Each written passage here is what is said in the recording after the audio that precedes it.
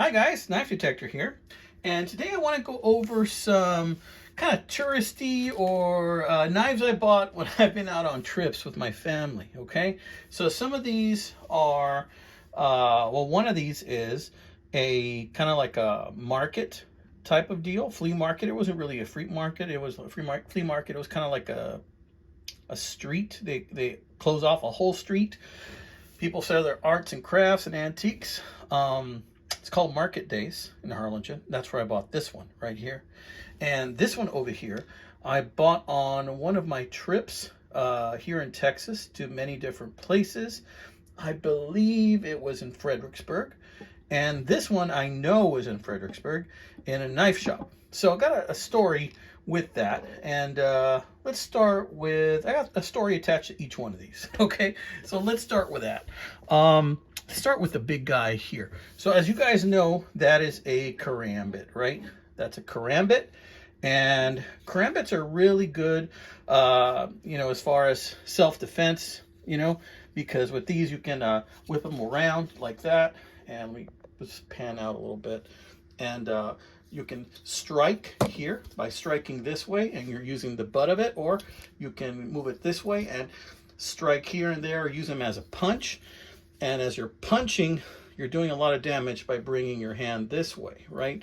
So karambits are very deadly, okay? And lately I've been thinking of, maybe collecting a few more of these. I only got like one or two, right?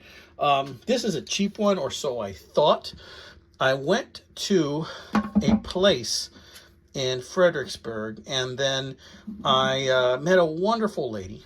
And she said that her husband, because I asked if she had any knives for sale, because she happened to have had some Trixie and Milo stuff. And I thought if she had any old Trixie and Milo stuff, because, I'm always looking for those old sunfish knives from Trixie and Milo.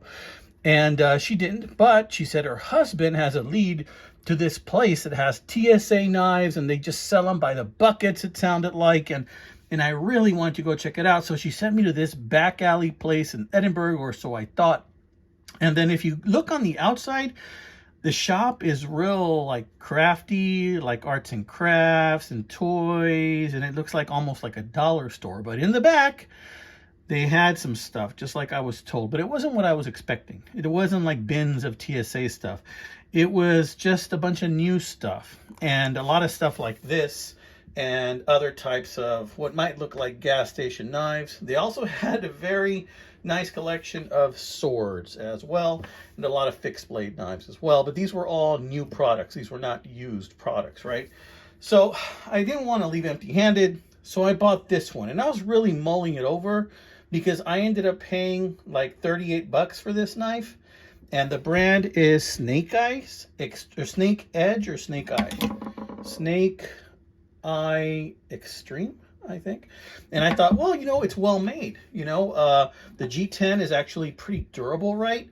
It's really thick, the spine on this thing. It's a liner lock. It's got a clip, really well made. And I had been wanting a durable full-size karambit. I have some smaller ones, right? So I went ahead and I sprung on it, right? And then when I got home, I was perusing eBay, and guess how much this bad boy is on eBay? It's less than 20 bucks, guys. So I paid double for no reason at all. I was kicking myself up the butt for doing that, but that's how it goes in the knife game. Sometimes you win some, sometimes you lose some. So that's the story of this guy. While I was on the same trip, I stopped at this antique store and I bought this little guy. Check it out. Isn't it a cutie? It's an old timer, guys. It's an old timer, and what is it? I forgot the designation. 80T. Is it an 80T? I think it's an 80T. And just a lovely example of these old gems that are still out there for us to find, right? And look at that. The blade is all there. It's all there. It's just has carbon buildup. And believe me, it was all black, but I cleaned up some of it. The sheep's foot is all there. Check it out, amigos. All there. And the spade blade is all there. So this knife was left somewhere. It was carried a lot. I can tell. Look how smooth these edges are. Look at that. I love the way this Delrin just turns this fire orange right there. That's what I really love about these. Look at that around the edges. Super nice. Brass liners. Love it, love it, love it. I only paid like 15 bucks for it, you know, so we average out. You know, the knife game, if we average out, then wonderful. Okay? That's a win-win for me. Now, this guy, I didn't pay $35 for, but I made a trade. At Harlingen Market Days, there's a gentleman, and I've traded some stuff with him before. I think I traded a old sterling ring I had that didn't fit me anymore, that I didn't really like anymore, and it was about worth 35 bucks. So went ahead and I traded it for this Camillus, guys. And this is a 1970 Camillus. He had it for $35. It looks like this tag has been around for a long time, right? Look how old this thumb stud is. I thought, is that the real thumb stud for the cap lifter and screwdriver? But then I look in the back, and yeah, it definitely looks like it's the original one, right? It's got the clevis still. Look at that. Can opener. It's got some oil in there. Yeah, nice. And the blade, the main blade. It's a little hard to pull out, but there it goes. Yeah, it's all there. The main blade is all there, and there you can see the date. Let's take a close look at that date. Camillus 1970. Look at that, guys.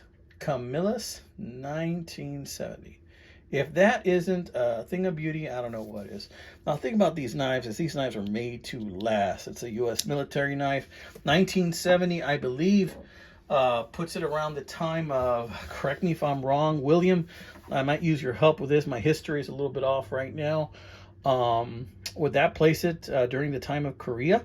William from William's Knife Life.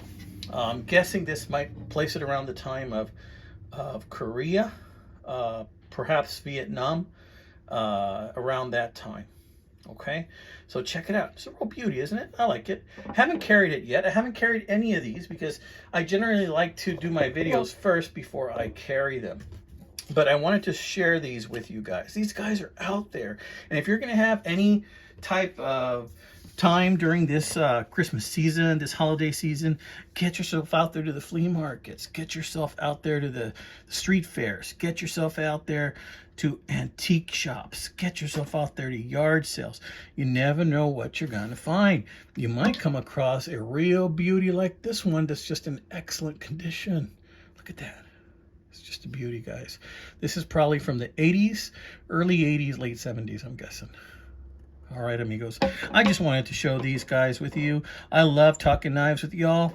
Remember, in the knife game, sometimes you win some, sometimes you lose some, but when you make friends, you always win some. Take care, amigos. God bless. Oh, by the way, don't forget to like and subscribe.